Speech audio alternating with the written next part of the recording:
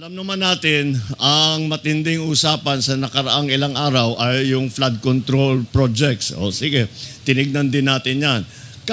Ngunit kahit maganda na lahat ng flood control project natin, kapag ganito pa rin ang ating estero, wala rin, mababaha pa rin tayo dahil walang madaanan yung tubig, mababaw na yung tubig, kakaunti na lang ang dumadaan na tubig, pataas ng pataas ang level ng tubig. So, talagang kailangan bigyan natin ng pansin itong problemang ito.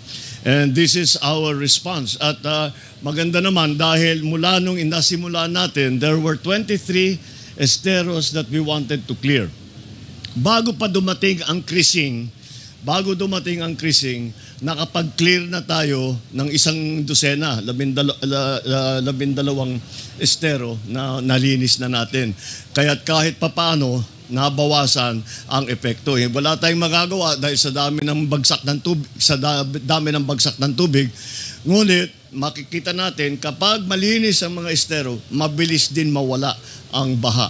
Kaya naiiwan ang baha dahil walang madaanan ng tubig at tatagal talaga na may tubig sa mga bahay-bahay ng ating mga yung mga lalo na yung mga nakatira dito sa tabi ng mga creek natin. Kaya lahat ay kailangan natin makipagtulungan, local government, national government, MMDA, lahat ng mga volunteer groups ng civil society. Meron tayong grupo rito ng mga veterano ng RO at sila ay in-adapt nila ang isang section. Ibig sabihin, that's their responsibility mula ngayon na yun ang silang mamamahala para tiyakin na ayusin yan. Kaya pasalamatan natin sila.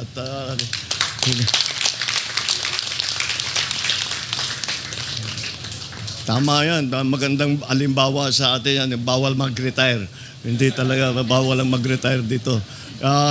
Kaya sana naman yung ibang grupo, other civil groups will do the same and adopt a certain section at sila ang mamamahala sa paglinis at pagtiyak na may dinadaanan yung tubig. Kasabay nitong paglinis, meron din desiltation dahil talagang tumataas ang tubig, mababaw na yung tubig dahil sa siltation. At wala din tayong choice dun. Kaya't hanggang sa watershed development kasama dito sa solusyon na ito.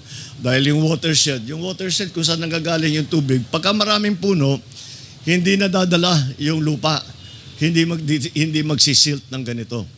Kapag maraming puno. Kaya kasama sa watershed development na magtatanim tayo ng puno para hindi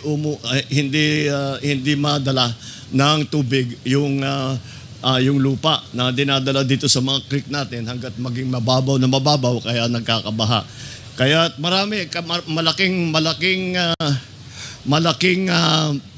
malaking proyekto ito na yung sa flood control, hindi lamang sa pagpatayo ng yung talagang slope protection, yung mga dike, hindi lamang yun. Ito, kasama na ito, yung pagpalinis, pati watershed development sa taas kung saan nanggagaling yung tubig. Kaya yan ang aming ginagawa para parang adjustment natin.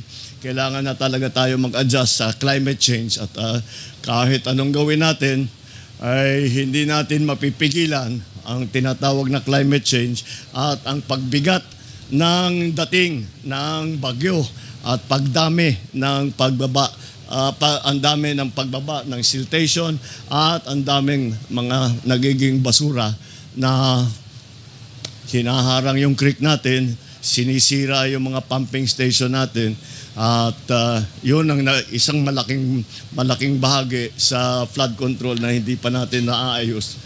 Ngayon na inaayos na natin. Okay, so yun lang. Maraming salamat. Salamat sa inyo lahat, mga volunteer. Salamat sa MMDA. Salamat sa lahat ng iba't ibang departamento. The local government, of course, the mayor is here, the congressman is here. Nandito tayong lahat. Kailangan talaga natin hanapan ng solusyon nito. At hindi na maaari na basta't pababayaan natin na every year na lang ganito ang nangyayari sa ating mga kababayan na binabaha sila. Kailangan i-evacuate. Kaya gumawa tayong paraan, meron na tayong paraan, pagbutihan na lang natin ang ating paglinis sa ating mga estero.